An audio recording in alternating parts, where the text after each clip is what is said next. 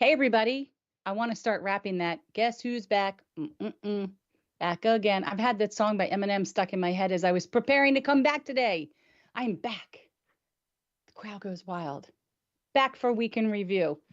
If you're not familiar with what Week in Review is with Aortic, I'm going to tell you as soon as you click like and as soon as you click that subscribe button and hit the bell because we have so many things still happening in the month of June and you want to be notified when we go live. So, okay, Week in Review.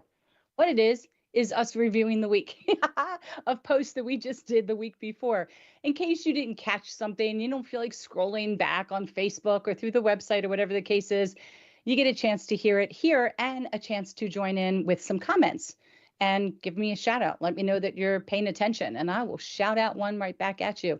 We also, well, not we, Josh edits this for you so that you have an opportunity to pick and choose the portions and the days of the week that we talk about. And we put a lot of effort into this. So we'd appreciate that thumbs up. We'd appreciate the share and the subscription. So we're going to get started. But I've been gone. I've been gone for like a month because I had gallbladder surgery and it didn't really go exactly as planned. So it was a little bit more intense and pretty painful. And I went on vacation. So now I'm back. I'm really excited. I feel really well rested. So that's really important. So let's get started with it was Movement for Movement Monday. And You know what we didn't do? what did we not We do? didn't have you scooch. Oh, you want me to scooch? I'll scooch. There you go. How's that? Thank you. All right. Oh, okay. I'm going to use my GIMP arm.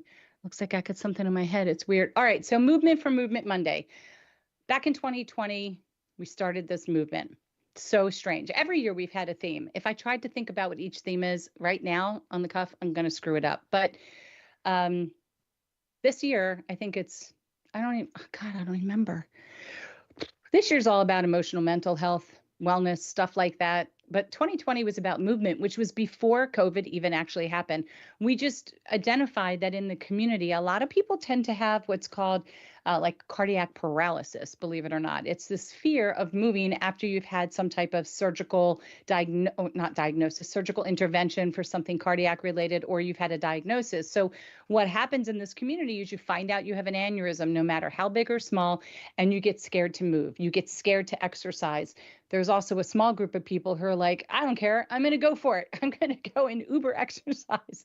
And that's wild to me. But we get nervous or we've had surgery and we're scared to even get up and go to the mailbox, even though your doctor said you could. So it's just this weird thought process that we think we're going to implode. And I think it makes perfect sense because none of us really know what happened to our bodies. So what we're trying to do here is inspire you and support you to just move.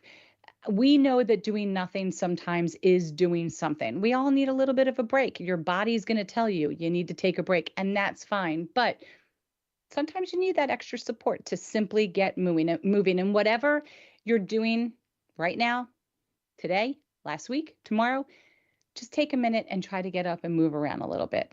Okay, because movement will create your desire to want to move some more. And whatever your physicians tell you you can do, that's what you need to try to do. I don't care if you are doing your late spring, pre-summer cleanup around your house, organizing your kitchen cabinets, cleaning out your closet, readjusting your clothes, whatever it is, that's movement, right? That's moving. These are all good things that you can do. We're not talking about running a marathon or starting to train for one. We're talking about just simple things that you can do at any point in time during the day. You don't need to walk up a really high mountain when it's super hot outside. Just maybe park the car a row or a couple spots farther away than you usually do. Get in just a few extra steps. Every little bit will help. So whatever your physician has cleared you to do, we want you to really try to do it. Fear will hold us back. Fear that your aneurysm might grow or that the surgery that someone's done for a dissection might go wonky on you because you're moving. We get it, but it's time to try to work over that, like move through that and just move your body. So every other week, we usually have a post that kind of brings in an article or a thought process on different ways that you can motivate yourself to move. This was just our general post to remind you, in general, just move your body. So that was our Movement for Movement Monday. That's what I got about that. Okay, we're moving on. Oh, okay. Let's say hi to Donna. Thank you for being Hey, with us, Donna. Donna. She Hi, says, I Donna. have an ascending aortic aneurysm. And I asked her how long she's been watching and waiting, and she says 2 years. Okay. Well, I've been watching and waiting. So I had a dissection, and now I have an ascending uh, aneurysm, and well, actually, mine's more at the root, and I have a thoracic descending, and I've been watching mine. It's been 6 years. 6 years. So far, no real growth, but I go June 1st for my echo. And then I think I have a scan 2 months later. So, yeah, scanxiety, real thing where you're just kind of like, oh, not really holding your breath because you shouldn't do that anyway, just waiting to hear the words stable, no change, right? Those are the favorite words we always want to hear. Stable, no change. Stable, no change. So 2 years, that's good. It may never grow. That's what's crazy is some of us find out we've had aneurysms. We have no idea how long it's been in our bodies unless you've had a scan prior to. So it could have been there for a while. So I'm going to cross my fingers for you. No future growth. But at least you know you're on somebody's radar. That's always good. Best place All to right. be. Hi, Chef. Hi, Yes. Molly. Molly Hello, says, Chef. Hi, Hello, Molly. Karen. Welcome back. Hi. Hi. Molly did a wonderful job when I was out recovering. Thank you so much. More than once. More than once. She graced these screens with her beautiful blonde hair. Yes, she did. Oh, and before we move on, hey, Brady. Hey, John Brenny. This is so fun. I feel like I'm having a party for me coming back. I'm so excited. Thank you all for joining. This is great. And as soon as you said that Chef Rob was there, I got this instant hunkering for some cantaloupe. What is that about? I don't know. I'm seeing cantaloupe. I want to eat some cantaloupe. I don't know what that is. He should just send me texts throughout the day and I'll go eat something healthy. It's weird. All right, guys. Tuesday, Topic Tuesday. So we have 3 contributors to Topic Tuesday. We have Duke, who is our new resident. He's a brand new resident. I cannot remember the hospital he's taking his residency in. We also have Adam, who's a med student, who just told me the other day he got to scrub into an aortic dissection patient who was doing very well, but he thought it was so cool and it was really exciting to be in there. And I love that for him. And we have Samantha Colin. She's our newest med student who's been contributing. But this day was from Duke, and he wants to talk about the importance of aerobic exercise, which is so telling and timing because we just came off a movement for Movement Monday. So aerobic, a Rubik's cube is something I played with in the 80s, but aerobic exercise is crucial for maintaining healthy heart and overall good working cardiovascular system. And this is really referring to any physical activity that actually raises your heart rate and increases your oxygen consumption over a sustained period. That's the idea behind aerobic. I know some people think aerobic and they think running marathons. Again, I hate to always just use that, or taking a workout class and just not being able to catch your breath and sweating profusely, but that's not necessarily the case. Regular aerobic exercise not only strengthens your heart, but it also improves your circulation. It lowers your blood pressure. It reduces cholesterol levels, and it actually helps to manage weight. So all positive things. How do we incorporate that into our lives? We're all in different conditions from aortic disease. So this would be a really great conversation to have with your physician to figure out the best way that you could start taking participating in aerobic exercise. But let's talk about what some of the best aerobic exercises would be. I think you might be surprised in how easy it could be to incorporate this into your life. So number one, walking. Nobody said running, walking. Walking is one of the simplest yet most effective forms of aerobic exercise. It's low impact. It's suitable for people of all fitness levels. It can be easily incorporated into your daily routine. If you can do this for at least 30 minutes of brisk walking, most days during the week, you're going to reap some really positive cardiovascular benefits. So again, we talk about it all the time. If you just walk, walking is so good for all of us, Next up would be running. Now, personally, I don't even know if I would pick up the pace if someone said fire. Honestly, I look at runners and I just feel like their skeletal system is crying every time they land. It could be mine crying out with the idea that I might make it run. I don't run. I don't even think I jog. I don't even know that I know how to do that. I think I would look really, really scary I tried to do it. I just don't. But running has some really great benefits, especially if you're looking for a more intense aerobic workout. It's an excellent option. It boosts your heart health, improves your endurance, and it helps burn calories more efficiently. So, if you start with shorter distances and gradually increase your pace and duration as your fitness improves, you're going to see the benefits of running. And that's really anybody who's trying to prepare to run for a 5K, 10K, whatever.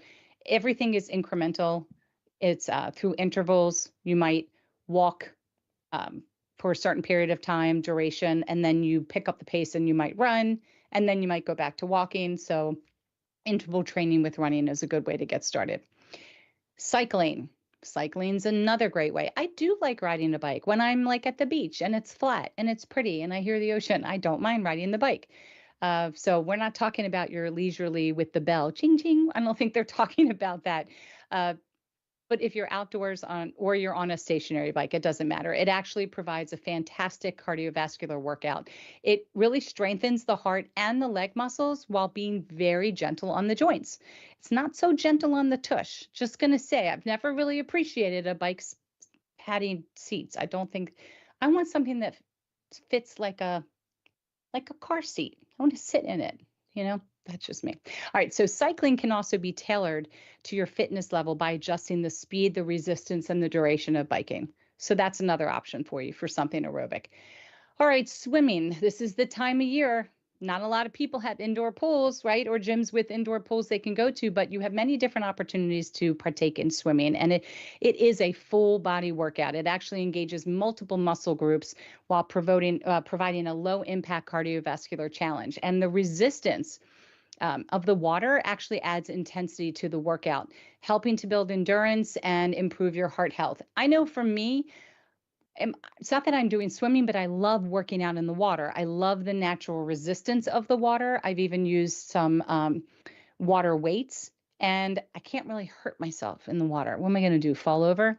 I'm not, I'm not twisting an ankle in the water. If anything, I'm improving my balance. I'm improving the strengthening around the ankle. So that's my choice when I get in the water. I really like exercising versus swimming. I am one of a few that I know has mentioned that they feel pressure on their chest when they're swimming or if they're in their deep end. So I don't necessarily find it comfortable, although I do like swimming more and doing the backstroke. I do like that. I don't really feel that pressure, but I do like water workouts. But swimming is particularly beneficial for individuals who might have joint pain or arthritis, especially if you end up being in a pool that's somewhat heated. Okay, this next one is one of my favorites. It's dancing. There is a DJ that my son introduced me to called DJ Godfather. Okay. He is on, it's not SoundCloud. What's it called? Begins with an S. What's that? Come on, Josh. We're supposed to help me. Santana. What's it called? It's an S, and it's music. It's a music app. Begins with an S.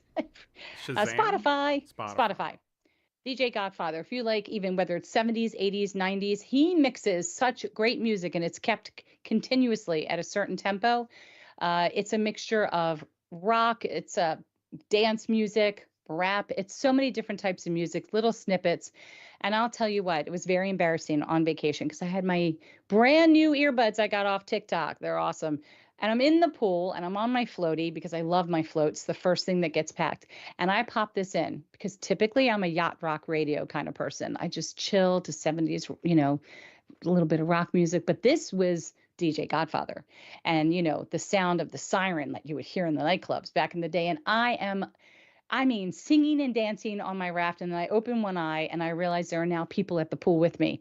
I never even paying attention, but I'm telling you, if I were on land, I would be moving and this would be phenomenal. I can't even imagine how much weight I could lose or toning that I could enjoy if I just danced. I mean, to me, dancing is just really fun, especially when you can do it as if no one's watching. And if nobody's home, you just do it. Whether you are salsa, or you're doing hip hop or ballroom dancing, what I used to do forever, moving to the rhythm actually just burns calories and it's fun. I mean, it helps to improve cardiovascular fitness. It enhances your coordination. And it's suggested to choose energetic dance styles, but do whatever makes you feel comfortable. I can't imagine slow dancing by yourself is really going to do much, but just consider it. It's really fun. Because the next one, I'm not going to ever do jumping rope. Again, that's too similar to running. That impact on the skeletal system. No, no, no, no. I used to. Definitely used to. Could never double dutch, but I did jump rope when I was a child, but I'm not doing that as an adult, even though it says it's highly effective aerobic exercise and you can do it anywhere. I get that. It does improve cardiovascular health, coordination, and agility while burning a significant number of calories in a very short amount of time. They say to start with short intervals and gradually increase the duration as you build stamina. I don't know. If you're going to partake in running or jumping, I probably would have a conversation with your physician about the targeted heart rates or your max number, where you might want to slow it down a little bit because you can easily slow down when you're walking or cycling. Jumping rope, I think you just kind of have to stop. You don't know that you can slow it down, but it's in the list, so I had to share it with you. And then we talked about the most obvious, which would be taking an aerobic class. So you can join aerobics, Zumba, cardio kickboxing. I mean, you can talk to your doctor about doing that one, but try to take a class that might add a variety of different moves to your workout. That might actually motivate you more to take one of these routines up. These classes typically incorporate very high energy movements, choreography that's going to keep you engaged and provides a very challenging cardiovascular workout. So whenever you hear the words challenging, I would still, again, talk to a physician about targeted heart rate and blood pressure and how fast it should be before you recover properly on your blood pressure. Okay, we talked about interval training when it comes to running. So that is interval training is a way that you can maximize cardiovascular benefits in a lot less time, alternating between periods of high intensity movement or exercise and a recovery, almost like a mini cooling down period. And it really allows you to push your heart a little bit more and obtain a higher heart rate, improving your cardiovascular fitness and actually burning more calories. This is another one, talk to your physician about. Just trying to stay safe, everybody. But remember to always warm up before you take on any of these activities and cool down afterwards, which will help prevent any kind of injuries. Just do some stretching while you're cooling down and gradually bring your heart rate back to normal. Additionally, we would recommend that you listen to your body and consult with a healthcare professional before starting any of these new activities, especially if you have any underlying health conditions besides aortic disease. By regularly engaging in aerobic exercise, you might actually keep your heart strong and healthy for years to come. And that's all we had for you today. So Duke says, thank you for joining for Topic Tuesday and stay healthy and think aorta. And that's Tuesday. Don't you just feel like moving your body right now? All the time. Unpacking my clothes took me 2 days to do. It was very tiring. I got my exercise in a couple days ago. I'm feeling really good about that. All right. We're moving on, everybody. Unless you guys have some thoughts you want to share on the topic. We're moving on to Therapeutic Thursday. So, Therapeutic Thursday, we're going to talk about healing. Talk about healing. Healing is a profound process, and healing is going to mean different things to a lot of you, watching this and listening to this. It involves acknowledging, accepting, and integrating our experiences. And again, this is done differently, handled differently, felt differently by everyone. So whether it's physical or it's mental, the journey towards healing is unique for each person. And here's some insights on healing. Acceptance. Denial of illness is often the biggest barrier when it comes to healing. It really is. So when we gradually accept our condition, whether it's mental illness or it's some type of physical health issue, we actually open the door to recovery. So it's like eating an elephant. I think somebody had that talk with you, Josh. You used this metaphor one time before, but it's like eating an elephant. You can only do that one bite at a time, which I didn't think was the metaphor, but it sounded very familiar. But overcoming denial takes patience and persistence. And that's really the first step when it comes to healing.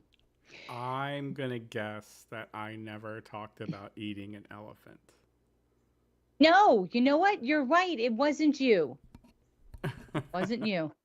It was it was two other people talked about it and they used it as a metaphor. It was very interesting. I chuckled at the time, but I really didn't understand it. And I still don't find it funny now, but I don't know.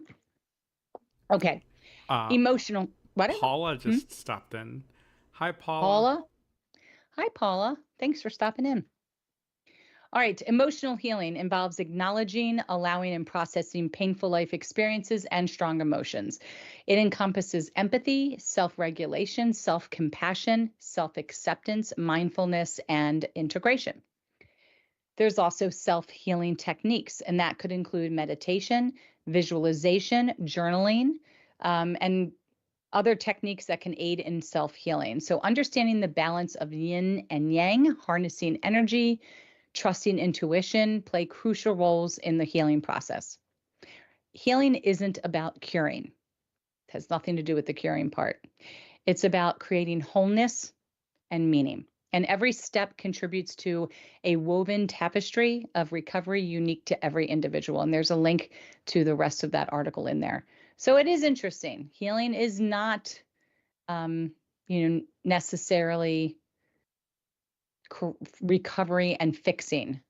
It's a different process. It's almost like the stages of grief, but used somewhat differently, the opposite, if that makes any sense. So I thought that was really interesting. And we had some interesting comments about that. Okay, we're moving on to Feel Good Friday. All right, did you know that all of last week was like National Nurses Week, Nurse Appreciation Week? And so we kind of gave everybody an opportunity to just give shout outs to their favorite nurses. And there were so many shout outs. So if any of you are watching this right now with me, Paula, Donna, John, Molly, Rob, and you want to give a shout out, just write something. I'll say it. I gave a shout out to many. There's actually nurses in this community. I shouted out to a lot of my friends. When I went through the list, I couldn't believe how many friends I have. This is all prior to my aortic dissection, but friends I have that are nurses, of course, friends that I've met since the dissection. And when you really think about it, our physicians are amazing. They're so well educated. They did their job. But it really comes down to if you have a great nurse that can help you in the healing process, not the recovery, the healing, that nurse that can help us feel confident to get out of bed and move from the bed to the chair. That nurse that gives us confidence to say we can take the walker and walk down the hallway, because it really is there are some amazing nurses out there. And I will never forget personally when I was in the hospital having one in particular, Monica Miller. Yes, I'm shouting out her name, who washed my hair. She put this really special basin that like velcroed around my neck, and she washed it with shampoo and water.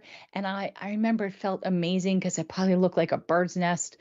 I was so messed up after I'd been in there for a couple of days. And she put it in a braid.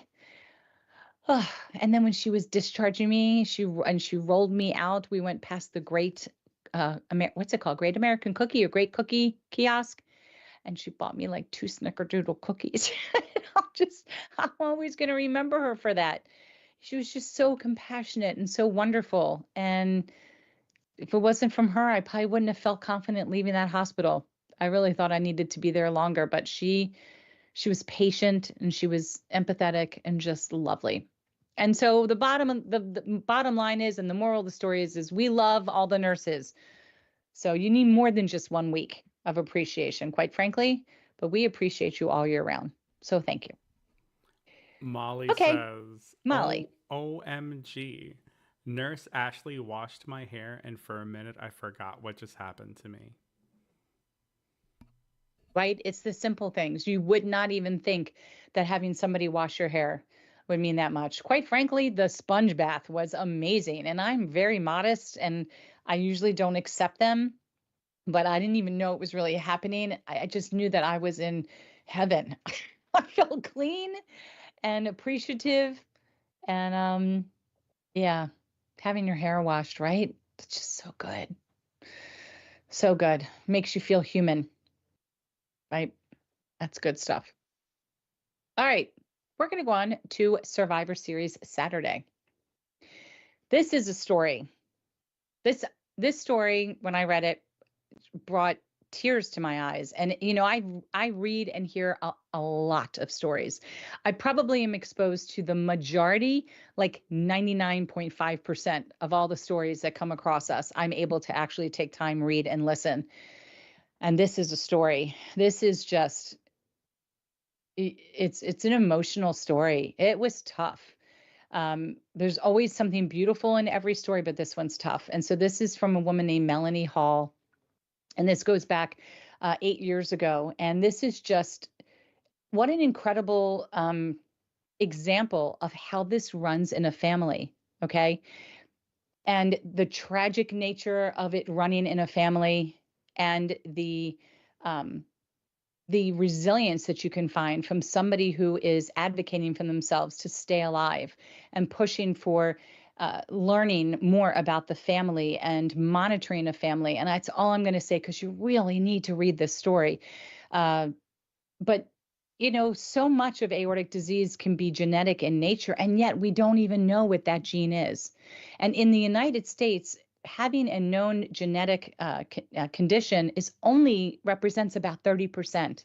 So 3 out of every aortic disease patients know what their aortic genetic condition is. The other 7 have no clue, and they may not for years to come.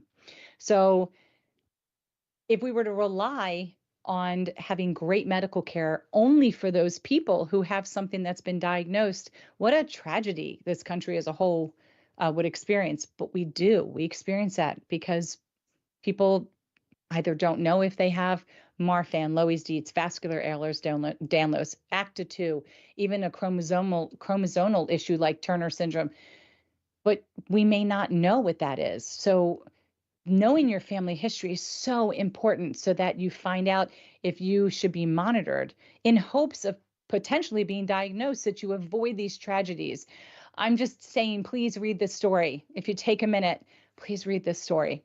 If this doesn't move you, then you're unmovable. I don't know what to say, but this is like, it's like a big movie where you've got this climax and you're feeling like, oh, I just want to, you get angry and then you feel happy. It's so many emotions in this, and I'm going to leave it alone. But if you would like to share your story, because we want you to share your story, you can do it one of 3 ways. You can do it in written format here, as Melanie did. You can pre-record your story on video, and you can also go live like I am now and take questions from the community. So we encourage you to sign up for the Survivor Series, and someone will be in touch to capture that story. You want to be the inspiration and the light in someone else's day. It's very validating, it's very educational, and it's also very therapeutic. So thank you, Melanie, for sharing this amazing story. Incredible. Okay. We didn't have a post for Sunday on our website. It's Mother's Day. We were all busy. So shout out to everybody who plays the role of a mother, whether you're the mother of your fur baby or biological or not, or adoptive or neighbors or your nieces, or you're a father who plays the role of mother, whatever it is, just whoever's parenting anything. Happy day for you yesterday. Just leave it covered like that. Okay. So let's talk about our events, because we still have a lot of events coming up, like tonight, in a couple hours, in like 3 hours. We have Dr. Stacy Fisher. She is a cardiologist out of Johns Hopkins Hospital here in Baltimore, Maryland. She's also a cardiogeneticist. She was very well versed in congenital heart defects, which would include anything wrong with your aortic valve. But she, hopefully, fingers crossed, will be taking us on a virtual journey, like the movie Fantastic Voyage, through an aorta, my aorta specifically, which is nice and dissected. So hopefully we're going to make this work. If it doesn't work, we'll figure out when we make it work. But she's going to take your questions. We're going to talk about anything and everything aortic related. So we're talking about everything from blood pressure. One of the biggest, we do it every time. How do you take your blood pressure? What's the correct way? What are the good numbers? Don't just say 120/80, because that's not good for some people. For some people, 130 is perfectly acceptable. For others, they're living in the 85 to 92s as the top number. So it's what you discuss with your physician, what works best for you. Why does the bodies hurt so much when we try to move a lot if we're taking lots of medication like an ACE inhibitor or a beta blocker? Because we're telling our bodies not to work hard, but we're forcing them to work hard. So what does that mean? How can we have a better quality of life? Heart rates. Let's talk about targeted heart rates. Let's talk about the weather and the heat and how that impacts our bodies and the best ways that we can stay in a healthy range. How do we make sure that we're not becoming dehydrated? When do you want to incorporate more salt? Different things like this. So we're going to be talking about a wide variety of things tonight, 6:30 p.m. Eastern tonight on this YouTube channel. So if you click the bell, you'll be notified when we go live. All right, then we've got virtual support group meeting happening tomorrow on the 14th at 10 p.m. Eastern. So you sign up once on our support group meeting registration form and you will be notified of this event. And then we have one more support group meeting happening for us here in the States, and that would be at the end of the month. But we do have one coming up for Canada. It's coming up, or it came up last week. It comes up in the beginning of the month. Sorry, I'm telling you, I'm still confused where I am. Okay, so this looks like it's a little bit of a typo. Ignore that line right there. We're just going to go like that. We have our bingo game, 10 rounds, free, happening this week on the 15th. I know it says Cinco de Mayo, but I guess it's Quince de Mayo, right? That's what it's supposed to be. Our Hangouts. If you haven't attended one of these, you will be notified about them if you register for our support group meetings. These are just what they're called, Hangouts. Just get an opportunity to hang out with people. We have Aortic Kitchen with a special guest. I can't remember who the special guest is, but I know that there is one. At least I remember that. I might have been out of the loop for a month, but I remember that. And again, click the subscribe button. You'll be notified of all of these events. You'll have an opportunity to tune in and join. Always on Sundays, 12:30, we have Qigong. We have our caregivers support group meeting. There have been some changes. We're excited in our caregivers group. We're still having the support group meeting. We've got it coming up this Saturday, the 18th. We are looking to have a shift in a time for starting in June. Hey, guess what's happening in June? We're also having a support group meeting in Spanish. We launched our Aortic Dissection, the patient guide in Spanish this month. So those books are available now, free, no charge to you. Your physicians can get them in bulk. They can, you can download it. It's on our website right now, but we are starting our Spanish speaking support groups in June. And what else do we have? Oh my God, we have an Ask a Doctor event with Dr. Prakash. That's coming up on the 21st. That will happen on Facebook. Look, I'm thumbing it like it's in another zip code. But Terry and I will be on here relaying those questions, sharing those answers, taking your questions from YouTube, moving them onto Facebook for you. It's always a lot of fun. There's a lot of movement going on, but you want to be part of that. Ask a question and it shall be answered. Remember, take those answers back to your own physicians, blah, blah, blah. We also have another live, it says Ask a Doctor. It's actually a Q&A with Kyle U. Daly, Dr. Kyle U. Daly out of University of Alabama. This is the first for us to have him on here. So that's going to happen on the 22nd. And we're really excited to have him. We met him back in 2018 when he had just came to Alabama. So he has done incredible things at that hospital. We can't wait to have him share with us what he's doing. Maybe we'll see some other exciting 3D things or whatever he's got going on over there. So those are the two things that are out of the norm. But as you see on our events page, we have a lot of exciting stuff. Hopefully, I'll get to see you guys all tonight at 6:30 p.m. as we hopefully take a wild ride through my aorta. See how that works out. That's our weekend review. I want to say thank you to Paula, John, Donna, Molly, Rob. Did I get them all? I got them all. Velda. Thank you. Velda, she joined too. Hey, Velda. So exciting. She's always here. She's wonderful. Everybody's wonderful. Yeah, thank you guys for tuning in. Make me feel so happy on my first day back after a month. So great. All right. That's all I got, Joshua. That's all I got. I will say, we just attended the AATS in New York, and it was wonderful. And they just launched Think Aorta in Canada, where Aortic Hope has the Canadian private forum, and we also have a new Canadian support group meeting for all you Canadians, 7 p.m. First. Oh my God, this is such a test. First Wednesday of the month, right? Yes. Moderated by Velda. Yep. And they just launched Think Aorta over there in Canada. So it's very exciting. And Yeah, we've got a lot of different things happening. Hats off to Rock from the Heart for pulling off another very successful event in Fargo, North Dakota last weekend with Rick Springfield headlining and Gina Shock, drummer from the Go-Go's, playing in Aortic Fire, Pete Johnson's band. So much fun stuff. I got caught a lot of the pictures that went on down there. They were definitely rocking out and offering great information and spreading awareness. And what else? I think that's it. I got nothing else. I got nothing. But thank you guys. Thank you guys a lot for joining and stay tuned for tonight. Click like, click subscribe, blah, blah, blah. I'll see you next Monday. Same time, same place. Thanks so much. Have a good one. Bye bye.